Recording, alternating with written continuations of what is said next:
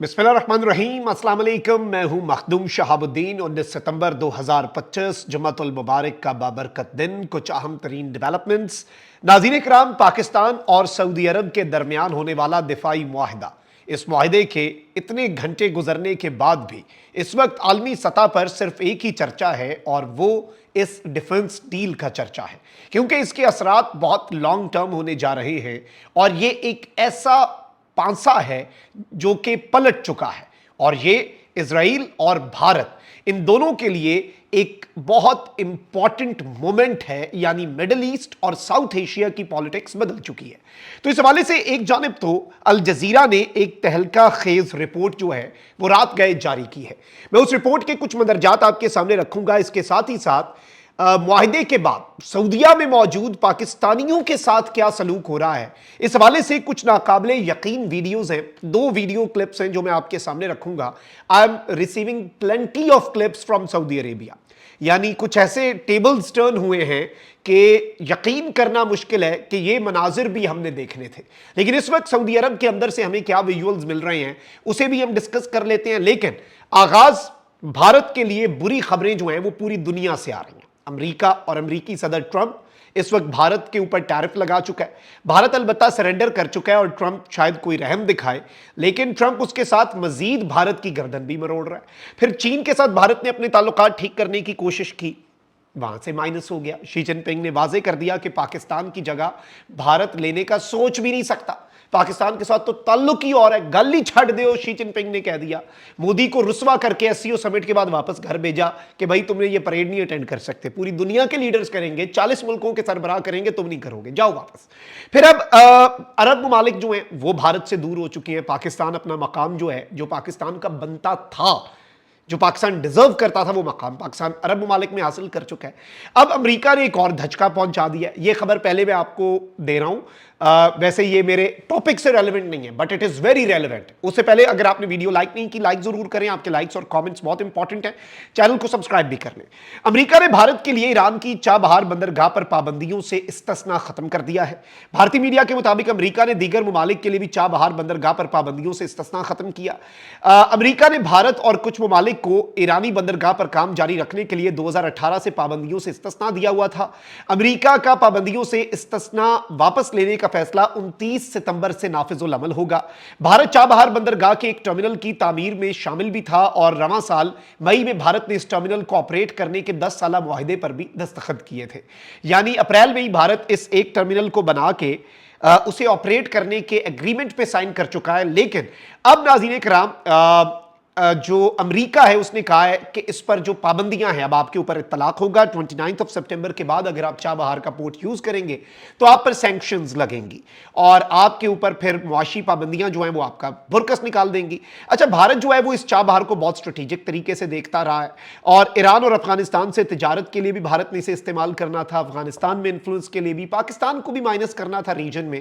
खैर, जो अभी हालिया ईरान इसराइल जंग है उसके अंदर भी ईरान को बहुत सी चीजें मजीद रियलाइज हुई हैं। पाकिस्तान कहां पर खड़ा है आलम इस्लाम में और भारत का क्या रोल है और भारत की क्या कोऑपरेशन है विद इजराइल, ये उन्हें बहुत वाज़ेह अंदाज में क्लियर हो गया। अब इंपॉर्टेंट चीज ये है नाज़रीन इकराम के भारत जिसने 10 साल के लिए चाबहार पोर्ट का इंतजाम संभाला हुआ था उसका पता ट्रंप ने काट दिया है।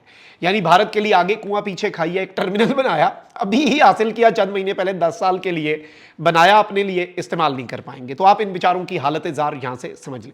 अच्छा, अल जजीरा के आर्टिकल पर जाने से पहले नाज़रीन इकराम, पाकिस्तान की सड़कों के ऊपर सऊदी परचम आपने देखे, सऊदी अरब की मुख्तलिफ इमारतों पर, बल्कि जो रियाद में सबसे इंपॉर्टेंट बिल्डिंग है उस बिल्डिंग के ऊपर for the first time ever Pakistan के परचम जो है वो लगाया गया। जो स्क्रीन होती है, जैसे यूएई में आपको पता है वो उनकी सबसे इंपॉर्टेंट इमारत है बुर्ज खलीफा, उस पर स्क्रीन होती है ना, तो वो पूरी इमारत को उस रंग में रंग दिया जाता है किसी भी मुल्क के या किसी भी प्रमोशनल एक्टिविटी के लिए।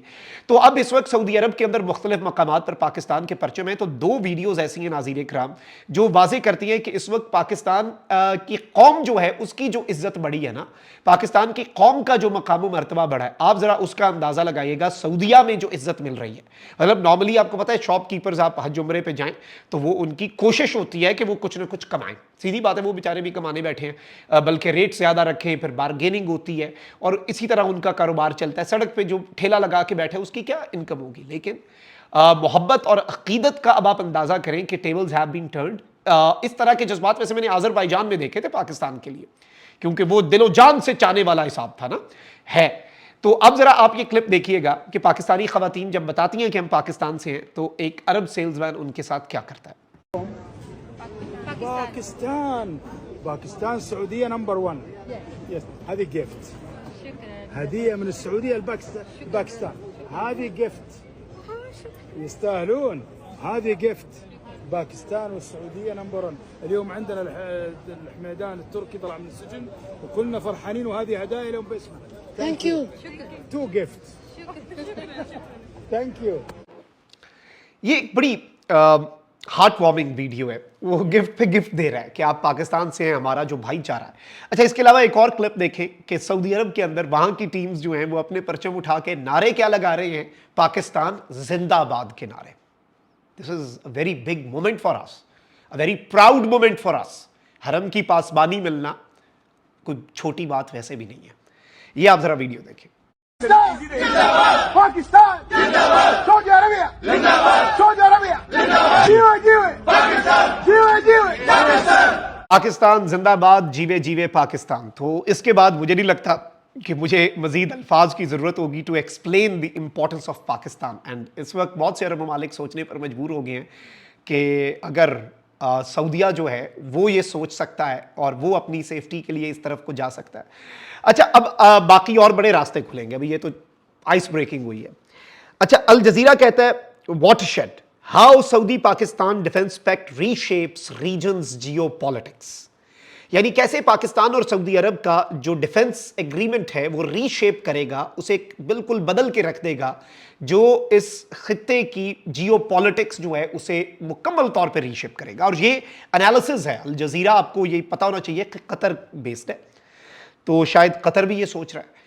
The deal reflects the gulfs anxieties, gulf countries, Saudi की नहीं, गल्फ कंट्रीज जो हैं उनकी एंजाइटी, उनकी tension as US credibility wanes after Israel's attack on Doha। यानी इसराइल का जो अटैक है दोहा पे, उसके बाद जो यूएस क्रेडिबिलिटी डामाडोल हो चुकी है और गल्फ कंट्रीज की, जीसीसी ममालिक की एंजाइटी बढ़ती जा रही है, टेंशन बढ़ती जा रही है, परेशानी बढ़ती जा रही है, उसको ये डील रिफ्लेक्ट करती है। यानी US credibility going down the drain और गल्फ कंट्रीज की एंजाइटी स्काई रॉकेट कर रही है। लेकिन इसमें एक लाइन है बायलाइंस में, but it affects India too. लेकिन ये सिर्फ इजराइल और अमेरिका और रीजन की जियोपॉलिटिक्स नहीं, but it is going to affect India to.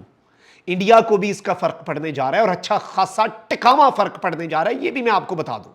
तो ये एक बहुत बड़ी डेवलपमेंट है। इसके साथ ही साथ मैं आपको ये बताऊं कि इवन अब अरब मीडिया ये कह रहा है कि पाकिस्तान और सऊदीया का दिफाई मुआहिदा भारत समेत पूरे खित्ते पर असर डालेगा और ये अदम एतमाद है, गल्फ की एंजाइटी बढ़ रही है। अगर अल जजीरा ये कह रहा है तो इसका मतलब है कि सिर्फ सऊदी अरेबिया नहीं, कतर की एंजाइटी भी बढ़ रही है। और अब पाकिस्तान एक बहुत ही लीडिंग पोजीशन में आ चुका है, जिसे बाज़ाब्ता तौर पर आप ड्राइविंग सीट कहते हैं। And this is going to shape the geopolitics of this region and change the face of geopolitics of this region as well. Allah Nigeban Pak Zindabad.